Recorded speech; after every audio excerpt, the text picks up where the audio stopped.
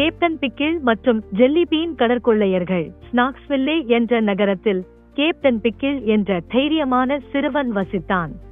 அவன் சாதாரணமான சிறுவன் அல்ல, அவனே ஸ்நாக்ஸ்வில்லே நகரத்தை தீய உணவு கொள்ளையர்களிடமிருந்து பாதுகாத்த வீரன், குறிப்பாக புகழ்பெற்ற ஜெல்லி பீன் கடற்கொள்ளையர்களிடமிருந்து.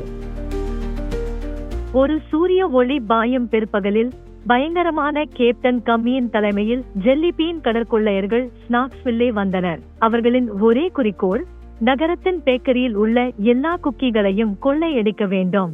கேப்டன் பிக்கிள் அவன் தன்னுடைய நம்பிக்கையான பிக்கிள் வாளை எடுத்துக்கொண்டு பேக்கரிக்கு துரத்திக் கொண்டே ஓடினான். அவனை அங்கு அடைந்த போது ஜெல்லி பீன் கடற்கொள்ளையர்கள் ஏற்கனவே உள்ளே புகுந்து குக்கீகளை தங்களது ஜெல்லி பீன் பைகளில் அடைத்துக் கொண்டிருந்தனர். அங்கேயே நில், ஜெல்லி தலைகளே என்று கேப்டன் பிக்கிள் சத்தமிட்டான். ஜெல்லி பீன் கடற்கொள்ளையர்கள் உறைந்து நின்று விட்டனர். ஓஹோ, இது கேப்டன் பிக்கிள், அவர்கள் கூச்சலிட்டனர்.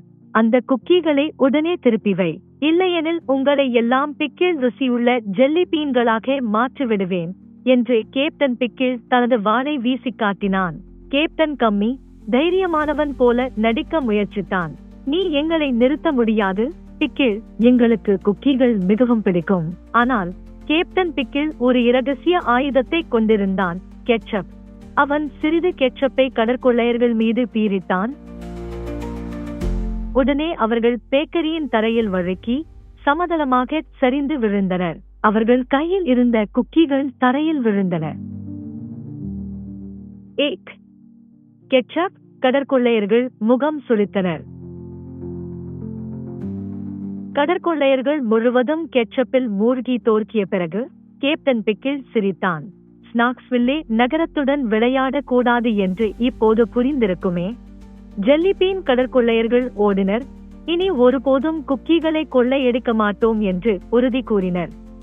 கேப்டன் பிக்கிள் குக்கீகளை திருப்பி பேக்கரிக்கு அளித்தான். நகர மக்கள் மகிழ்ச்சியுடன் கைகொட்டினார்கள். ஸ்நாக்ஸ்வில்லே மீண்டும் பாதுகாப்பாகிவிட்டது.